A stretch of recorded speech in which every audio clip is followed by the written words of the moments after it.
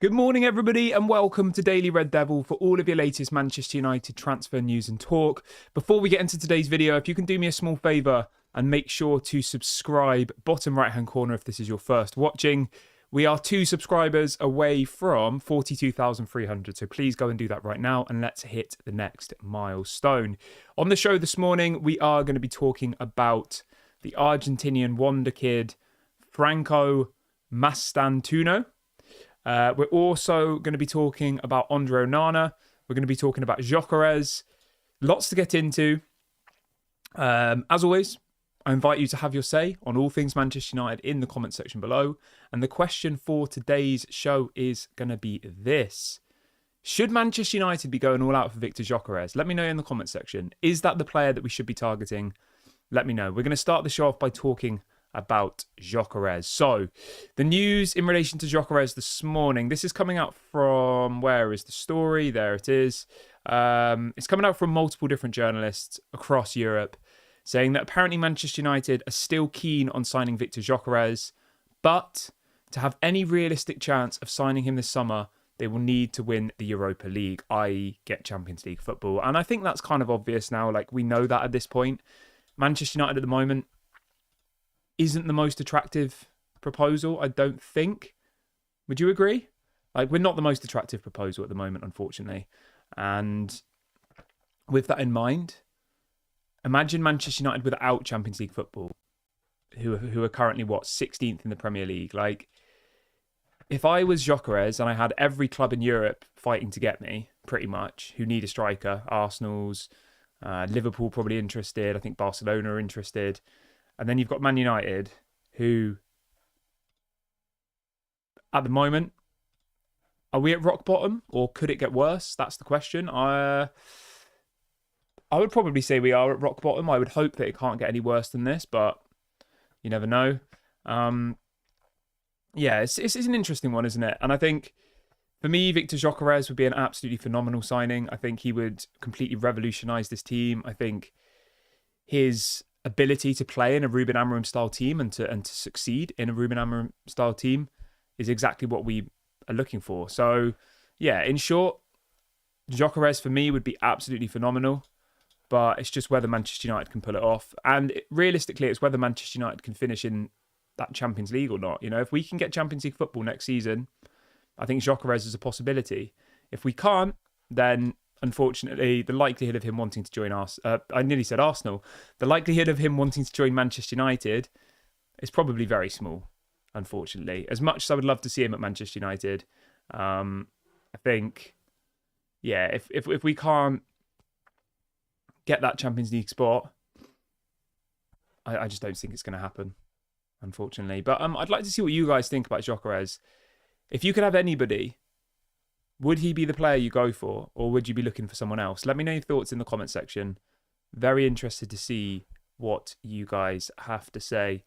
I'll kind of stick to what I've always said. My number one priority was either Gyökeres or Osimhen. I probably would side with Gyökeres just because he's worked with Amorim before, and I think his wage demands would be a lot less than Osimhen's. Osimhen apparently wants £350,000 after tax, which is about $450 a week, which, let's be honest, is ridiculous, right? Gyökeres at the moment at Sporting Lisbon currently only earns around $80,000 a week at the moment, which is not very much in relation to a footballer. Casemiro's on about 20 million a season. Gyökeres is on about 2.4 million a season. So, you know, even if you said to Gyökeres, here's 10 million a season, 4 times his salary, that would still only be about 175k a week. So when you compare that to, yeah, he's on 2 million a season at the moment, which is about 40 grand a week. So even if you said to him, here is 100 grand a week, right? That's 2.5 times his current salary. That's still a tiny amount compared to 350 grand a week to Osimhen after tax. So that's why I'm kind of more siding towards Gyökeres. They're the same age. I think they're similar level quality players, I would say. So yeah, let me know what you think in the comment section though. Would you go for Gyökeres, or would you go for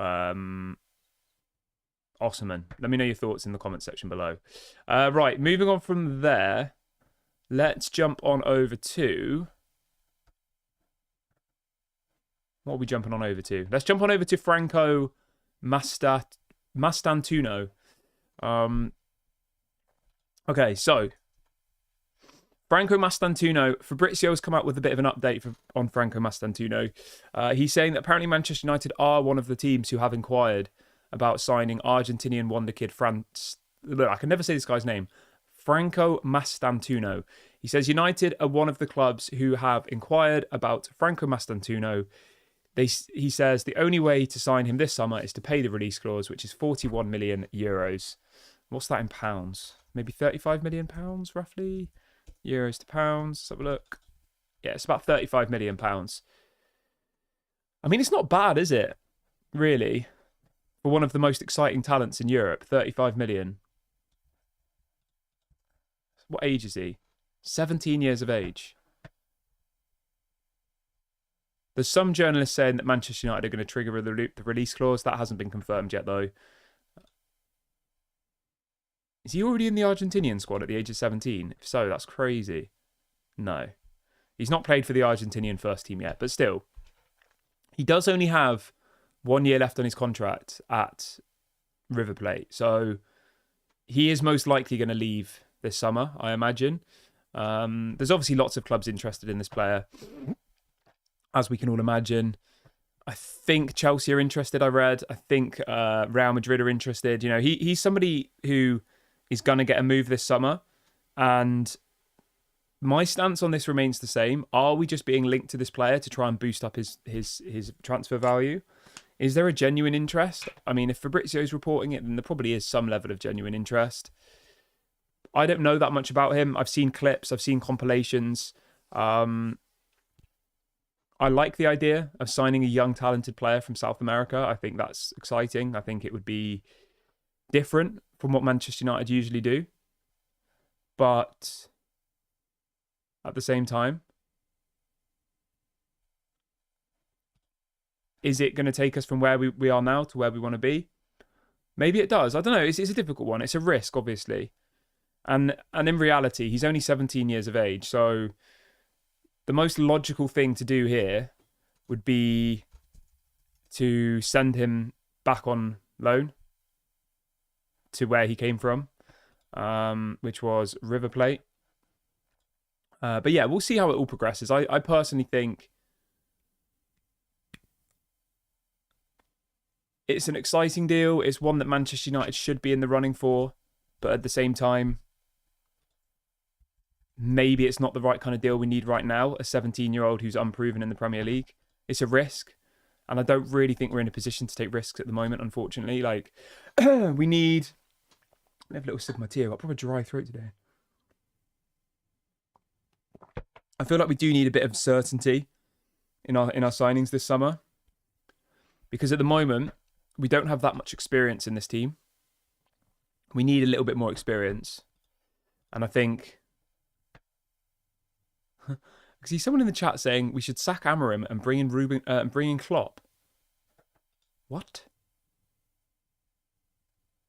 Mental. I don't know what that person's talking about. Alex says if we went for Cunha, Gyökeres and Franco, that would be an unreal window. I agree. Ellen says, do you think we'll win tomorrow?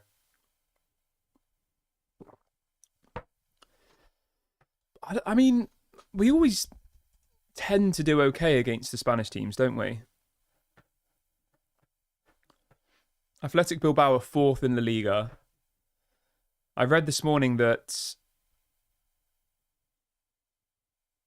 Nico Williams is back, apparently. So that's a bit of a blow for Man United. He was injured, I think. Let's have a look at their recent form. Ooh. Let's have a look. I mean, on paper, we've clearly got a better squad than them. You know, would we agree on that? On paper. But that doesn't really mean anything in football half the time. They'll be a very well-drilled team. It's going to obviously be... I mean, how hot is it in... I guess the heat isn't really an excuse, but... Let's have a look. I mean, it's hot here in the UK at the moment, so it's going to rain tomorrow. That's good. They'll be used to that. I don't know. I don't know whether I'm confident or not. I'm not really sure, to be honest. That's the problem with Man United. We're so unpredictable that we could go there and win 3-0 or we could lose 3-0, and either outcome I wouldn't be surprised. So it's like it's so difficult to go into any game of football as a Man United fan and be like, yes, we're going to win today. You know, like, yes, I'm confident we're going to win. I just, yeah, it's very difficult. But yeah, what do you guys think? Like, do you think we'll win tonight? Sorry, tomorrow? Let me know what you're all thinking. I'm not sure we'll win, but I would like to think we won't get absolutely battered. It all depends. If they get an early goal, we could get battered. You know, the mentality in this team is so weak that one early goal and next thing you know, it could be 2, 3, 4-0, you know?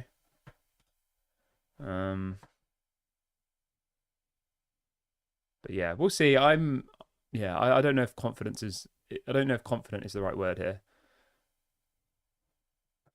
Right, let's see what else we've got planned for the show. Do you think Rasmus will score? Maybe. I don't know. Again.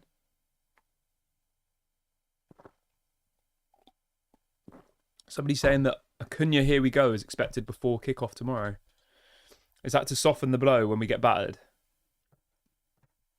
That would be really weird if they did a here we go before kickoff. Right, on a side note, Tom Heaton is apparently going to sign a new 1-year extension as a third choice goalkeeper. Don't really have any issue with that. I mean, he's probably never going to play. He's experienced. Fine. I mean, it's nothing to be excited about. So yeah, Tom Heaton, 1-year contract extension for any of you who care about that. That's apparently going to happen. Then the other story this morning is in relation to Andre Onana. Apparently, Manchester United aren't prioritising a goalkeeper this summer. I massively disagree with this. I think we desperately need a new goalkeeper. I think, I said before, you could go and sign 7 first-team outfield players. But whilst you still have Andre Onana in goal, I think we're going to leak goals, realistically. And I think, you know, whilst that still is the case, I don't know, it just worries me. I think a goalkeeper should be one of the priority positions this summer. Andre Onana is, for me, not good enough. And for me, needs to be sold, and we need to bring in someone better. I understand the implications around financial fair play, and, you know, if we sell him, we don't get enough money back, it will go down as a loss. I get all of that. That makes sense. But I don't know. Yeah, it does worry me, realistically. Because I do think it's a priority position. So, yeah, I don't know. How do you guys feel about it? Are you confident in Andre Onana? Let me know. I'm personally not confident in Andre Onana at all, realistically. But yeah, I'd be interested to see what you guys have to say on that one. My confidence level in Onana at the moment is, I don't want to say 0 because that's a little bit harsh, but it's low. Probably like a 3 out of 10. He makes a lot of mistakes. That's the fact of the matter. He makes a lot of mistakes. And as a result of that, it means that the confidence in him just kind of is gone. But maybe that can change. You know, maybe I don't know. Maybe things start to get better. I just don't see it. I think, for me, Andre Onana's time at Manchester United should probably be over. Yeah, you can let me know what you guys think. Maybe you disagree with me. I just personally think he needs to be moved on. See what else people in the chat. Yeah, everyone's saying they don't have confidence. Onana's my biggest worry. Not confident in Onana. Onana's not good enough. Yeah.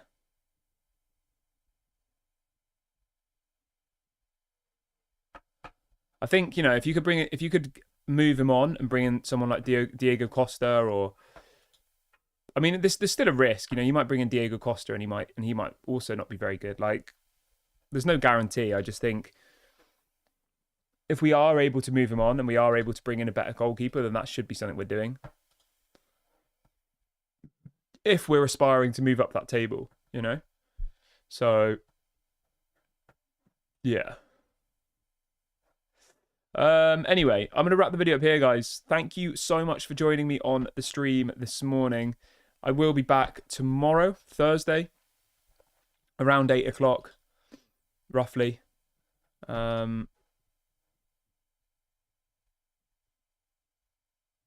Yeah. Thank you very much, everybody.